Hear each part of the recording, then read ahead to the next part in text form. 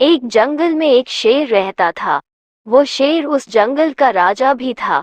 उस शेर ने बहुत दिनों तक अपनी ताकत का उपयोग नहीं किया था।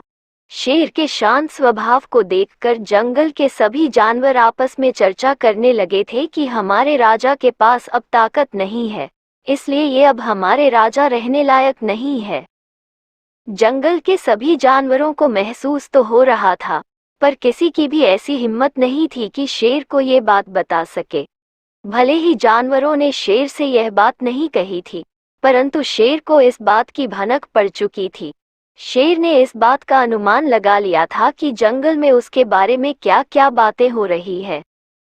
एक दिन एक लोमड़ी ने सभी जंगल के जानवरों को अपने पास बुलाया और कहा कि अब अपना राजा ताकतवर नहीं रहा है, इसलिए अब हमें अपने राजा बदल देना चाहिए।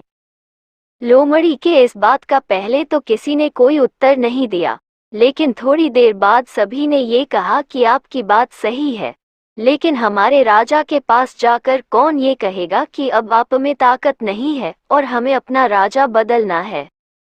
लोमड़ी ने कहा, मेरे पास इस समस्या का एक हल है। उसने कहा, मैं कल अपने राजा को साथ में कहीं घूमने के लिए ले जाऊंगी। मैं राजा को ऐसी जगह ले जाऊंगी जहां पर एक ताकतवर बाघ रहता है। मैं वहां राजा की लड़ाई उस ताकतवर बाघ से कर दूंगी। वहां अपना राजा हार जाएगा और हम उस बाघ को अपना नया राजा बना देंगे। जंगल के सभी जानवरों की इस योजना की खबर पास के जंगल के भेड़ियों को पड़ जाती है। भेड़ियों ने योजना बनाई, अपने पास के जंगल में राजा कमजोर हो गया है, हमें तुरंत उस जंगल पर आक्रमण कर देना चाहिए।